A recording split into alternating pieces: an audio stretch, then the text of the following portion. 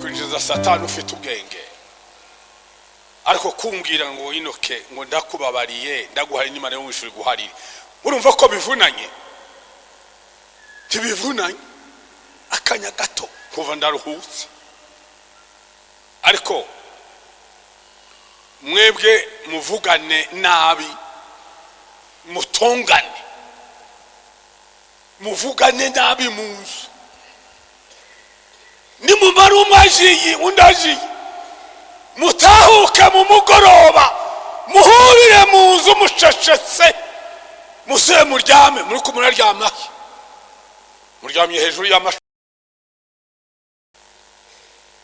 Shengero ry'Imana we, nimuharirane, umugabo n'umugore n'abana n'abaturanye. Hari abaturanye muturanye mutavugana, no hanze mutaramukanya, bitewe n'iki?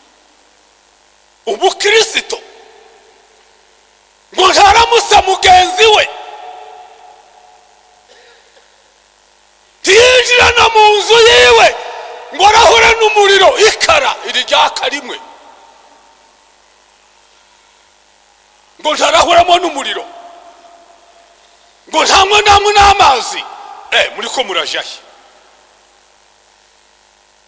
Nimuharirane, harageze kuko duharirana tukazaja mu ijuru. Nimuharirane, abantu boja mu nzu bakaba mu nzu bicayemwo batavugana, muranumye, undi yakubwira akakumva agasamira hejuru. Reka nkubwire, iyo wase mugenzi wawe imbabazi akakwihorera, kera wowe urababariwe, uhumure, wowe wababariwe. Uwazikwimye afite akaga. Bibiliya iravuze ngo nimuharirane, ngo ntihagire ishufu upfa na mugenzi wawe, mwakana imbabazi, nibwo buzima bwo kubaho tukazaja mu ijuru. Nimuharirane, nimuharirane. Uri kurabyumva nawe, tekereza, utekereze wiyumvire. Hano mu butumwa bwiza bwa Mariko 11 na 20, 11 na 25 mu butumwa bwiza ko bwanditswe na Mariko, haravuga ngo kandi nimwahagarara musenga, nihaba hariho ico mupfa n'uwundi mukimuharire, na se wo mwijuru nawe azobaharira ibyaha byanyu. Ariko nimutaharirana abandi, na so wo mwijuru ndazobaharira ibyaha byanyu. Ntaco upfa na mugenzi wawe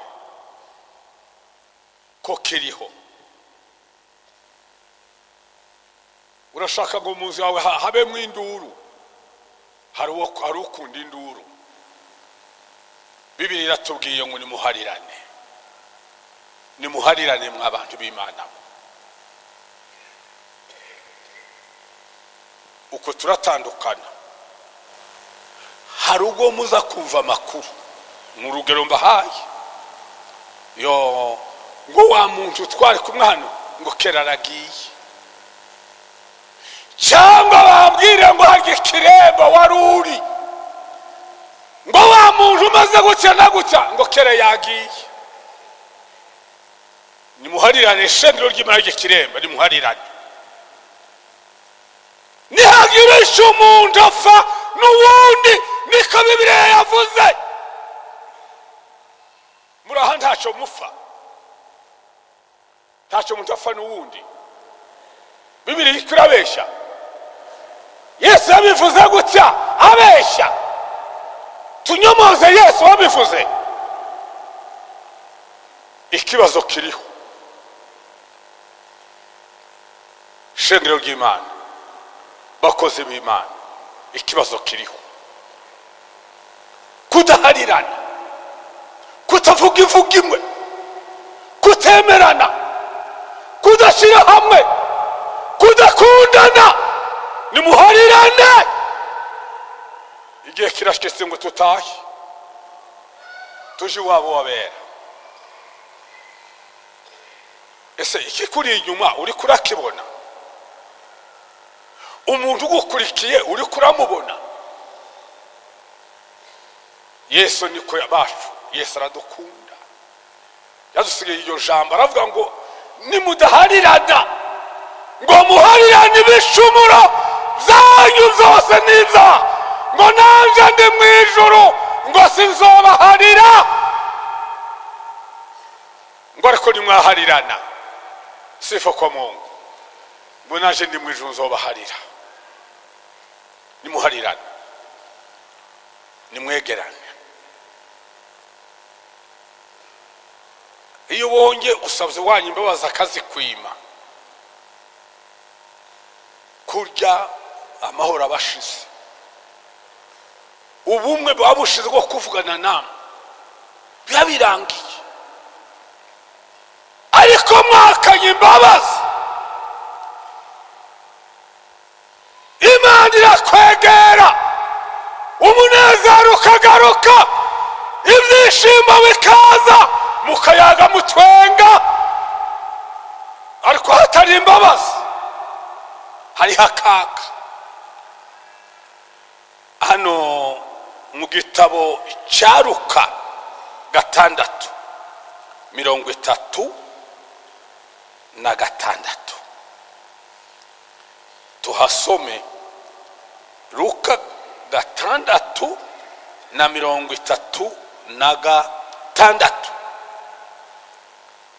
Mugire imbabazi kuko se nawe agira ate. Tunyomoze Imana ba, tuyinyomoze ngo nimugire imbabazi kuko naso agira gute. Kuko uku turiho twese dutunzwe n'imbabazi. Hatari imbabazi z'Imana nje twubaho. Hatari imbabazi z'Imana no kuva n'undi woshika i Bujumbura.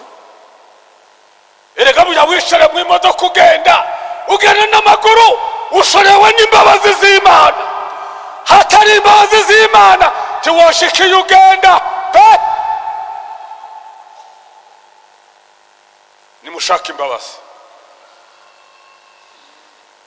Mu gitabo cy'Abaroma, Abaroma 12,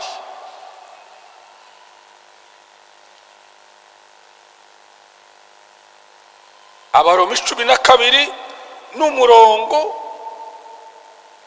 w'8.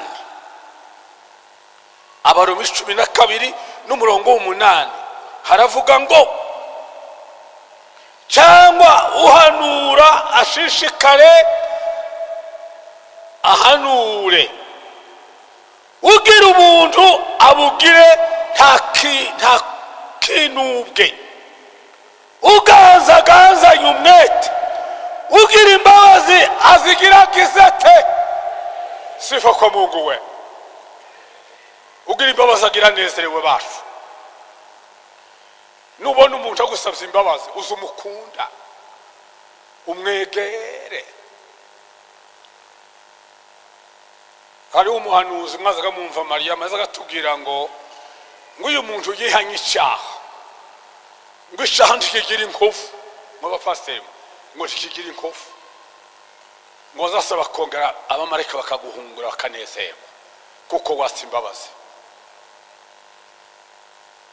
Bibiliya iratubwiye ngo tugasaba imbabazi uhaye winuba ubundi muntu, kwinuba ubundi mugezi wawe agusaba imbabazi n'akaga.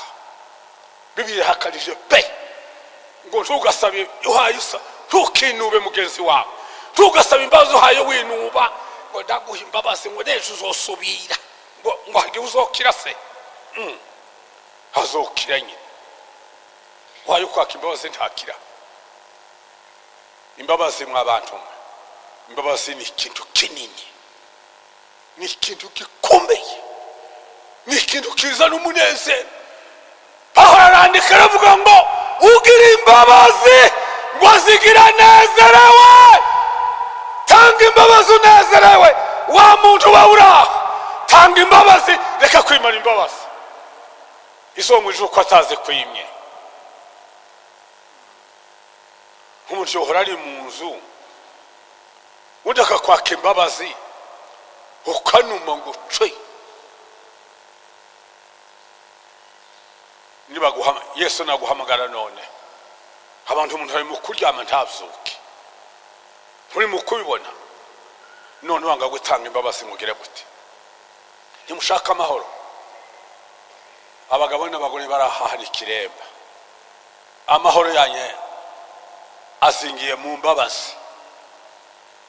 Umugisha wanyu uri gusabana imbabazi, umunezero wanyu uri mu mbabazi, ibyishimo byanyu biri mu mbabazi, ubumwe bwanyu buri mu mbabazi, kuvugana neza kwanyu kuri mu mbabazi. Bibiliya yavuze ngo nimutaharirana ngo nasaba mu ijuru ngo ntazobaharira. Yeme muranyomoza Yesu, muranyomoza Imana yabivuze. Gita mutigirana ijambo ry'Imana. Hano mu gitabo cy'Imana, reka basubire inyuma sinasubiye muri Matayo 9:13 nahatarutse. Matayo 9:13.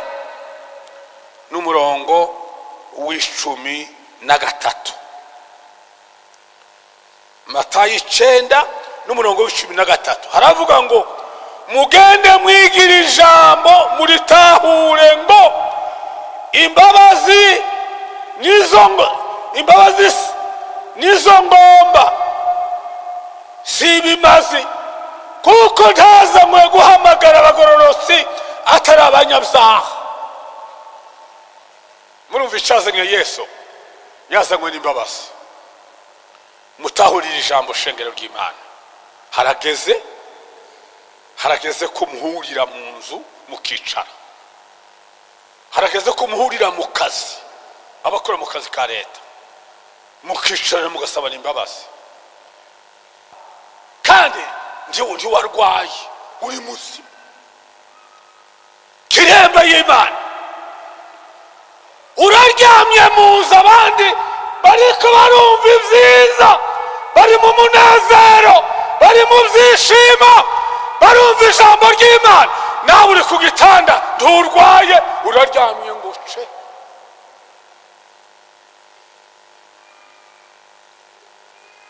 Nibara ndiko ndavuga ikintu zikiri hano Kiremba, nk'abagabo musimbaye mbeshaka. Mwana umva kazo, ndiko ndavuga ikiri hano iwanyu Kiremba. Muraga ngo wohesha Imana, Imana izihishwa. Imana izimenya umutima wawe kazo, ikamenya umutima wacu twese, namerwe ikawumenya. Kuko uryama itangazo riraje ngo ntugasubire. Uhaguruka uva ku gitanda nturwaye, uza wumva ijambo ry'Imana. Ijambo ry'Imana ni umuti uvura imitima n'imibiri, kandi tukanezerwa turi imbere y'Imana. Sifa kwa Mungu. Kuko uryama mu nzu utarwaye, urwaye kanseri idakira, haguruka wiyake Satani. Satani ntakugira imbata, Satani ntakugira ikimuga cyo mu nzu kandi uri muzima. Aba bakozi b'Imana ba Pasteur barakubona utambuka, ariko barapfuye. Reka garuka, uraha yumva utaraha, n'uwasigaye mu nzu mumutangariza iryo tangazo. Kandi aba Pasteur muhaguruke, mubwira abantu ukuri, mubabwiza ukuri, babange ariko mwavuze ukuri, muvuga ukuri, mukiza imitima, mukiza abakristo bazoja mu ijuru. Timubabeze imitima y'abantu ngo babobeze, oya, vuga bakwange, ejo Imana izabikuziza ngo ntiwavuze. kuryama mu nzu wa mugabo cya gitanda wirirwamwo abandi binjiye hano mberwa ndakuzi ariko Imana irakuzi yaba bizashoboka guri munsi wa none yaba umugore yaba umugabo wari ukwiye kuza ugafuka imbere y'abakozi b'Imana ukaka imbabazi ugakira turiko turagukebura turiko turakwereka inzira yo kujya mu ijuru. Bibiliya yavuze ngo namamparira ngo ibihumbi n'ibihumbi kabaharira ibigabitanyo n'ibicumuro n'ibyaha zose ngo kabaharira nk'ubu buntu twagiriwe mu abagabo twagiriwe ubuntu n'Imana aragahora ku ngoma nyakubahwa umwami wacu w'abami. Hano mu gitabo cya Ezra tuhasome 9 mu gitabo cya Ezra 9 n'umurongo w'8. Ezra 9 n'umurongo w'8 n'uw'9. Ariko noneho muri aka kanya gatoya Uhoraho Imana yacu atweretse ikigongwe ciwe adusigariza amasigarira adushimagiye nk'umusumari ahera hiwe kugira ngo akeshe amaso yacu aduhembure buhoro mu bugurano bwacu. 9 kuko nanone turabagurano ariko Imana yacu ntiyaduhebeye mu bugurano bwacu ariko atugirira ikigongwe yerekana imbabazi kuri twebwe. Sifa kwa Mungu we. Abisiraheli kuva mu Giputa baje bashorewe imbabazi yataba imbabazi nti babarashitse baze z'Imana zaze zibashoriye zirabinjiza mu gihugu kuko nakwe dushorewe imbabazi z'Imana. Utanga imbabazi shike mu nzu mubabarirane shike mu nzu n'umubanyi wawe mutavugana mwakari imbabazi yinjire mu nzu muwawa arahura umuriro ikara ry'umuriro ba nguryo rikomeresheje nabi bitume mugezo wabatinjiramo amazi yo kunywa ngo ntayasaba. Imbabazi z'Imana ziriho nimuharirane kandi nimubabarirane. Dusome mu gitabo cyo gucura intimba. Ikinyarwanda kiravuga ngo amaganya ya Yeremiya gucura intimba 3:22. Gucura intimba 3:22 nuko imbabazi z'Uhoraho arizo zatumwe tudaherengetezwa kuko ikigongwe ciwe kitagira giteye kidahera. Umugisha dufite imbabazi z'Imana ntizihera zitwamaho. Izi ntimba gucura intimba kwa Yeremiya niko yababwiye ati murebe imbabazi z'Imana zatuye tudashira twese ngo dupfe tugiye twagiye n'ubu zashari kuzidukurikirana. Imbabazi z'Imana nizo zikwiye kutubeshaho kandi zikadukisa. Ndasoma mu gitabo cya Yoshua niho ngiye kurangiriza. Mu gitabo cya Yoshua 23 n'umurongo w'11. Iryo jambo ritangazo Yoshua 23 n'umurongo w'11 haravuga ngo mugire umwete cyane wo kubera amaso yanyu ubugingo bwanyu niryo ugenda ubere amaso ubugingo bwawe imyaka yose ubere amaso ubugingo bwawe.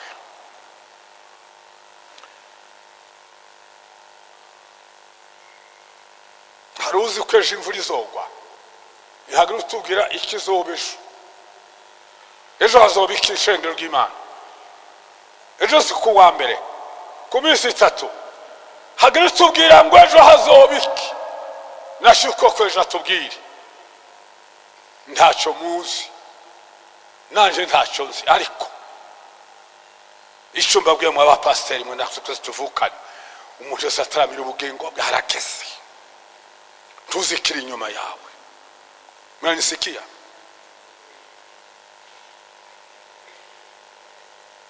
Tuzikiri inyuma yawe, iminsi yawe, imyaka yawe ugiye kubaho no kumara, inyuma hari ikintu. Shengero ry'Imana, iri jambo ni itangazo mbahaye.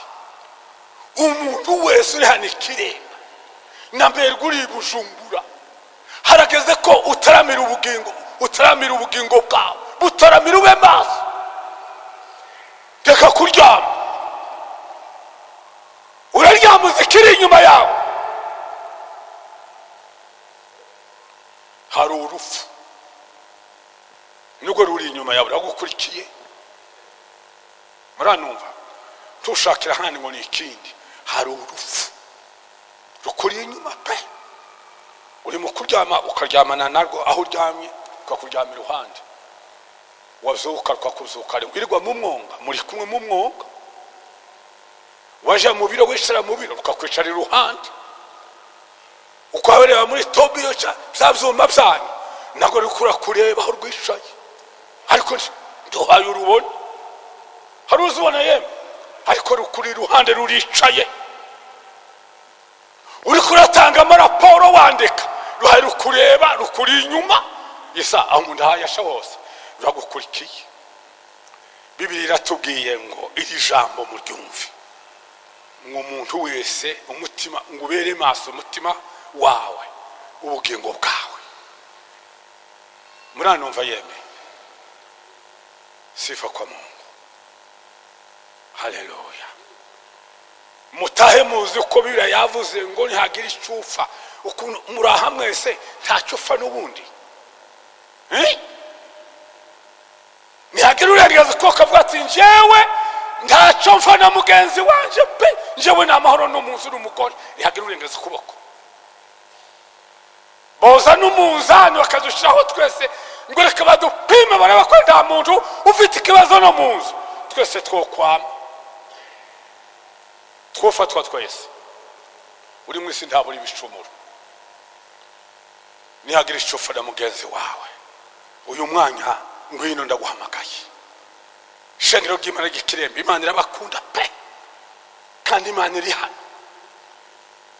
Amajambo abiri, tugasere kwirirwa mu nzu muraryamye uzapfa nabi.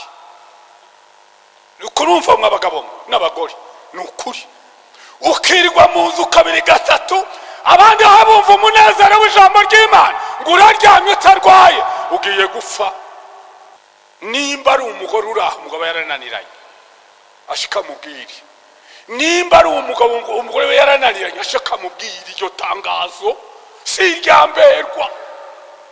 Hoya, bergo ntagira amagambo. Ni itangazo ry'Imana. Mwubahane. Kandi imbabazi mureke mabwira ikindi, imbabazi zaze kora.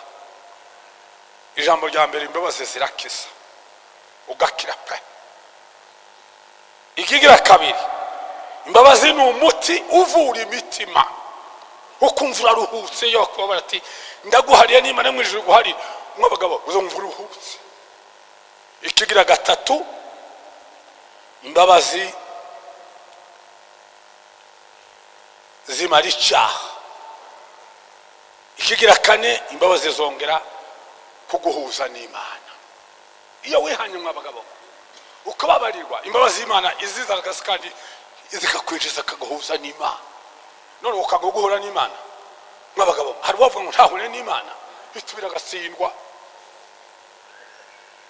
Nimuhure n'Imana, nimwiyegeranye shengero ry'Imana. Ngiye kurangiza, mwiyegeranye, muze mufukame mubwira Imana, muce imigozi ya Satani. Erega Satani aza kubohesha ikikurimo.